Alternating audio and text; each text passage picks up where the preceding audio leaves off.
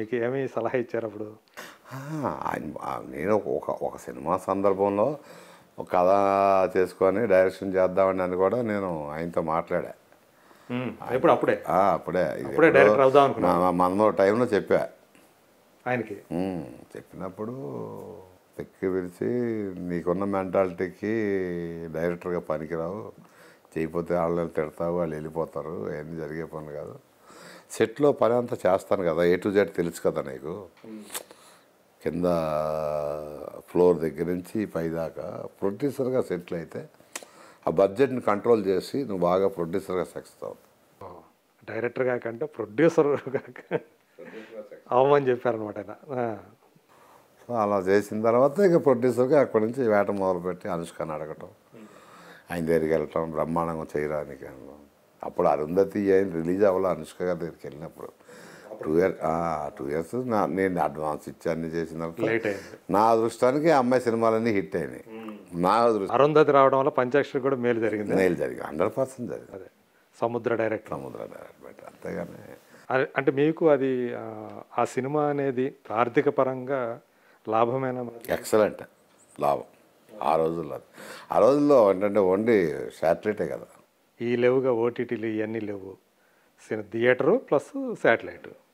కన్నడ మళ్ళీ ఒక లాంగ్వేజ్ కాదండి, దేశంలో ఉన్న లాంగ్వేజ్లు అన్నీ అమ్మా. 2 లక్షలకి, 3 లక్షలకి, 5 లక్షలకి, 10 లక్షలకి, అన్ని లాంగ్వేజ్కి అమ్మా. ఎవరో ఒకళ్ళు వచ్చేవాడు, సార్ ఒక 2 లక్షలు ఇస్తాను సినిమా ఇవ్వండి సార్, ఒరిస్సా 1 లక్ష రూపాయలు. అదే ఇప్పుడు ఈ కాలంలో ఉన్నట్టయితే ఓటీటీ కాలంలో రిలీజ్ అయినట్టయితే ఇంకా మంచి లాభం. ఈ కాలంలో ఉంటే అసలు వేరే ఉంటుంది కదండి. ఇప్పుడు నేను సినిమా తీసి ఏం చేయాలో తెలియక ఇప్పుడు చూస్తున్నా. అప్పుడు అనుష్క అప్పుడు అంటే చేస్తుంది, బాగా బిజీ ఆర్టిస్ట్ కదా.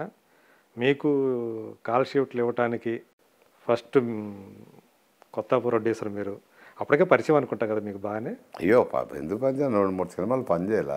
సూపర్కి చేశారు కదా. అవును, తర్వాత మాతో చేసింది కదా. అనుష్క గురించి ఏం చెప్తారు? ఎవరు చెప్పినా బాగా పాజిటివ్గానే చెప్తారు. మీరేమంటారు? అదే ఇంకేం చేద్దాం, ఎవరు పాజిటివ్, అమ్మాయికి బ్యాడ్గా చెప్పడానికి ఏం లేదు అసలు సమస్య. నిర్మాతల హీరోయిన్, 100% దర్శకుల హీరోయిన్ ఇబ్బంది పెట్టదు. ఇప్పుడు అమ్మాయిలో ఉన్న నేచర్ ఏంటంటే అండి, నేను కనిపెట్టింది బాగా సెన్సిటివ్ అమ్మాయి. ఎవరన్నా వచ్చి నాకు ఇలా లేదమ్మా అంటే డిఫరెంట్గా ఆ ప్రాబ్లం నాది అన్నట్టుగా బాధపడతాను. తనకే వచ్చినట్టు ఓన్గా తీసుకుంటాను. మనిషికే కాదు, వచ్చేది కుక్క పిల్లకి వచ్చినా అయ్యని తల్లాడిపోద్ది. అదొక డిఫరెంట్ ఇదండి అమ్మాయిది. అంటే అంత బై నేచర్ ఆమెకి దయాగుణం. అది ఎలా వచ్చిందో దయాగుణం అంటారా, నాతో ఏంటో తెలియదు. మొహమాటం కూడా కాదు, మళ్ళీ మొహమాటంతో ఒప్పుకున్నాను కూడా బై హార్ట్తో ఒప్పుకుంటుంది అమ్మాయి. ఆ అమ్మాయి జెన్యూన్గా ఒప్పుకుంటుంది ఏదైనా. అన్నీ మంచిగా అమ్మాయి, ఎక్కడ ఇబ్బంది, ఏ విషయంలోనూ ఇబ్బంది పెట్టదు. సమస్యలు నాకే కాదు, ఏ ప్రొడ్యూసర్ని ఇబ్బంది పెట్టదు అమ్మ. నాకు తెలిసి ఎన్లా డబ్బులు ఇవ్వకపోయినా కానీ పెద్దగా అంటే డబ్బులు ఇవ్వకపోయినా అంటే నాకు తెలియదు, ఇచ్చేవాళ్ళు ఉన్నారా ఎవరు ఉన్నారా, అమ్మాయి ఏమంటారు. మీరు మొత్తం ఇచ్చేసారా? నేను ఇచ్చేసానండి. అంటే నేను మాట్లాడుకుంది ఒక రేటు, ఆ టైంలో సినిమా బాగా ప్రాఫిట్ రావడం వల్ల ఇంకొక రేటు కూడా ఇచ్చాను అమ్మాయి. అవునా? 100%. సో మాట్లాడిన దానికి మించి ఇచ్చారు. ఇచ్చాను. తీసుకుందా? వద్దంది అసలు నేను ఇచ్చిందే ఎంతో తక్కువ ఇచ్చానండి, 5% 10% ఇచ్చా. సినిమా వరకు మళ్ళీ అడగలా నన్ను. సినిమా అంతా అయిపోయి నాకు లాభం వచ్చినప్పుడు అప్పుడు ఆమె తీసుకెళ్ళొస్తే ఎందుకు బొమ్మి చేస్తావు, బొమ్మి అంటది నన్ను. ఎందుకు బొమ్మి అంటే లేదు లాభం రాకపోతే ఇవ్వలేదంటే అర్థం ఉంటుంది, కానీ లాభం వచ్చి కూడా ఆ అమ్మాయి వల్ల మనం లాభం పొంది నేను అట్లా ఆలోచించడం అవుతుంది కదా. ఎందుకంటే మనకు సహాయం చేసినాడు ఎప్పుడు మనం సహాయం చేయాలి లైఫ్లో. ఆ కృతజ్ఞతను మనం అట్టు పెట్టుకోవాలి. మీరు నాకు సహాయం చేశారు అంటే దాన్ని ఎప్పటికైనా ఆ కృతజ్ఞత మనలో పెట్టుకొని మనం ఎప్పటికైనా సహాయం చేసేటట్టుగానే ఉండాలి తప్ప ఆ టైంలో లిమిటెడ్ అయిపోయి వెళ్ళిపోవటం అనేది నాకు నచ్చని విషయం. ఆ తర్వాత కూడా అమ్మాయి ఎలా మీతోటి మంచిగా ట్రావెల్ చేస్తుంది, బర్త్డేలు కాటి రిఫ్ట్ చేసినప్పుడు మెసేజ్లు పెట్టదు, థ్యాంక్స్ భూమి అని.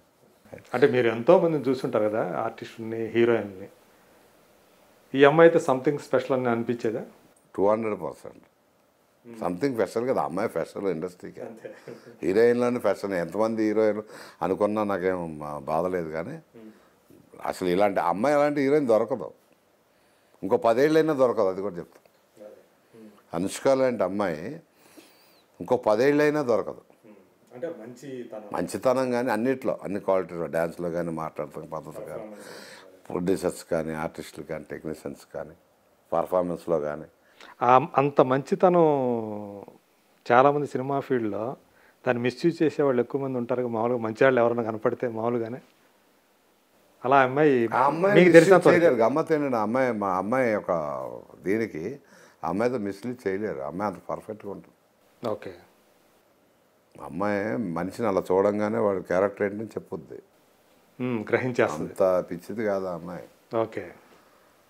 సో ఇంకో పక్క ఈ రకమైన ఇది కూడా ఉంది, క్యారెక్టరేషన్ గ్యారంటీ కనిపెడుతుంది. సో దాని తగ్గట్టే 100% ఎక్కడ ఉంచాలి అదే ఉండదండి. అది మీకు బాగా కంఫర్ట్గా అనిపించినటువంటి డైరెక్టర్ ఎవరు అంటే ఎవరు చెప్తారు? చాలామంది డైరెక్టర్ దగ్గర మీరు పనిచేశారు. కృష్ణవంశీ. అవునా?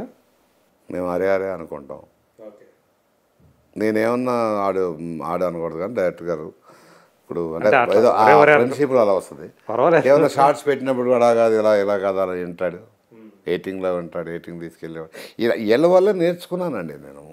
ఇవన్నీ తెలుసు. ఎప్పుడన్నా మీరు వంశీతో కానీ ఇంటర్వ్యూలు చేసినప్పుడు కానీ, వైవిఎస్తో ఇంటర్వ్యూ చేసినప్పుడు కానీ మీరు అడగచ్చు, దీంట్లో అత్యాస ఏమి ఉండదు, ఏంటి చేస్తాను అంటే చెప్తారు వాళ్ళు. ఇంకెక్కువ చెప్తారు. నాకు సిగ్గుపడేవాడిని కాదు పని విషయంలో. అంటే సాధారణంగా మిగతా టెక్నీషియన్స్తో పోలిస్తే ఇప్పుడు cinematographer, music director, editor, art director, fight master, వీళ్ళకు ఇచ్చినంత విలువ మేకప్ ఆర్టిస్టులకు ఉంటుందా? ఎందుకంటే ఉంటుందా? కానీ అంటే నిలబెట్టుకోవాలి. నాకుంది కదండి విలువ. ఈరోజు మేకప్ ఇప్పుడు కొంతమంది ప్రొడ్యూసర్గా మాట్లాడతలేదు, డైరెక్టర్గా మాట్లాడతలేదు, నా సినిమా గురించి ఏం మాట్లాడకుండా మేకప్ మ్యాన్గానే మాట్లాడుతున్నారంటే దట్ ఈస్ మై. ఇంత విషయంలో ఇప్పుడు ఇంత విషయంలో కూడా మన డిస్కషన్ అంతా మేకప్ మ్యాన్గానే వెళ్తుంది తప్ప నా సినిమా ఏంటి, డైరెక్షన్ ఎలా చేసేయండి మీరు అడగట్లా. సో ఏంటంటే కాదు చెప్తున్నా, దిస్ ఇస్ ఫ్యాక్ట్ కదా. సో ఆ విలువ ఉంది కదా అంటున్నా. మేకప్ ఆర్టిస్ట్గా విలువ ఉంది కాబట్టి మనం ఇంత డిస్కస్ చేస్తాం. అంటే నేను అడిగేది with in the industry. With in the industry అంటే మన క్యారెక్టర్ మనం కాపాడుకోవాలండి. ఇప్పుడు చాలామంది మేకప్ మ్యాన్ ఉన్నారు, ఇవ్వాల్సిన రెస్పెక్ట్ ఇస్తారు అందరూ. కొందరు ఉంటారండి కానీ గుర్తింపు ఉండదు, గుర్తింపు తెచ్చుకోలేరు.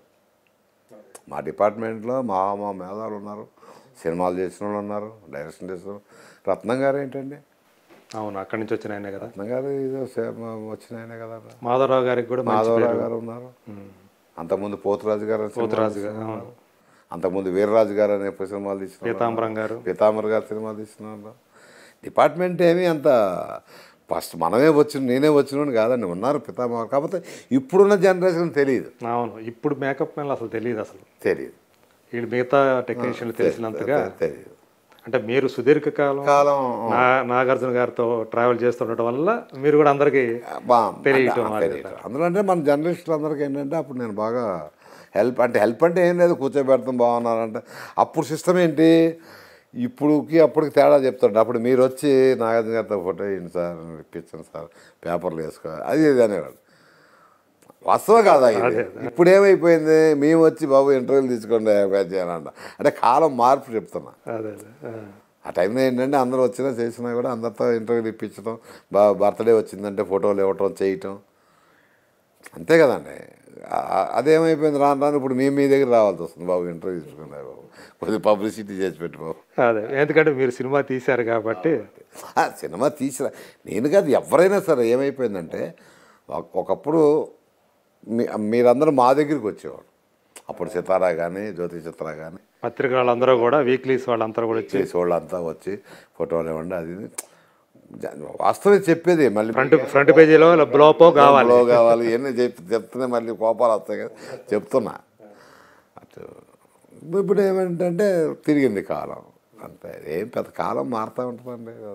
ఇప్పుడు మొన్న ప్రభు కానీ చాలామంది వినాయకరావు కానీ వీళ్ళందరూ ఎందుకు గుర్తుపెట్టుకున్నారంటే మనం అప్పటి నుంచి నేనంటే 25 ఏళ్ళ నుంచి చూస్తున్నారు కానీ పోనీ మీకు కూడా తెలుసు కదా చంద్ర అంటారు, పెద్ద ఇది కూడా ఉన్నది కదా. అదే కానీ అదే మీరు అన్నట్టు కొంతమంది ఆ గుర్తింపు తెచ్చుకుంటారు.